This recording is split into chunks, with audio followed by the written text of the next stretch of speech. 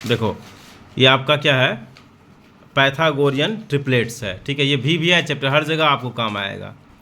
कह रहा है आपका Pythagorean property relates the length a and b of the two legs of a right triangle with the length c hypotenuse by the equation a square plus b square plus c square।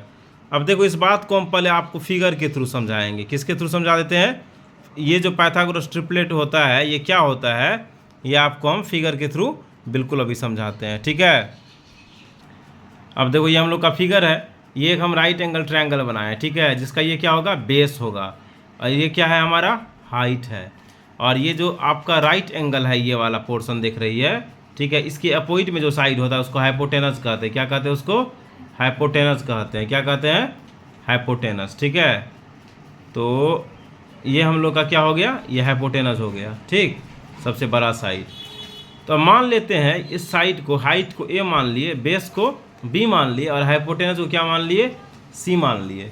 तो Pythagoras आपका एक mathematicians था, उसका कहना था ये hypotenuse का अगर स्क्वायर करोगे, यानी कि ये सी का स्क्वायर करोगे, तो ये क्या होगा, हाइट का स्क्वायर और ये बेस का स्क्वायर का सम के बराबर, यानी कि ए स्क्वायर प्लस बी स्क्वायर इसके बराबर होगा। ठीक है, यही आपका पाइथागोरियन ट्रिपलेट था। ये क्या था आपका?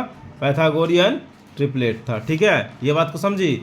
तो ये सी किसको माने, हाइपोटेनस को। तो आपको अगर सी निकालना हो, हाइपोटेनस निकालना हो, तो ये स्क्वायर अगर इधर आ जाएगा तो रूट हो जाएगा ए स्क्वायर प्लस बी स्क्वायर।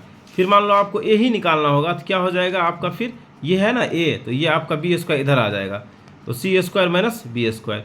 फिर मान लो आपको ये बी ही निकालना है तो क्या होगा आपका, ये ए स्क्वायर इधर आ जाएगा, मतलब कि सी स्क्वायर माइनस ए स्क्वायर। इस तरह से आप ए बी सी इसका तीनों साइड क्या कर सकती हो, निकाल सकती हो। ठीक है, बट इससे एक बहुत ही इंपॉर्टेंट बात अभी हम जो बताना चाहते हैं वो बताते हैं। यही हो गया आपका क्या, पाइथागोरियंस प्रमेय, पाइथागोरियंस ट्रिपलेट होता है, इसी से हम लोग फाइंड करते हैं। ठीक है, अब थोड़ा सा आगे हम लोग बढ़ेंगे।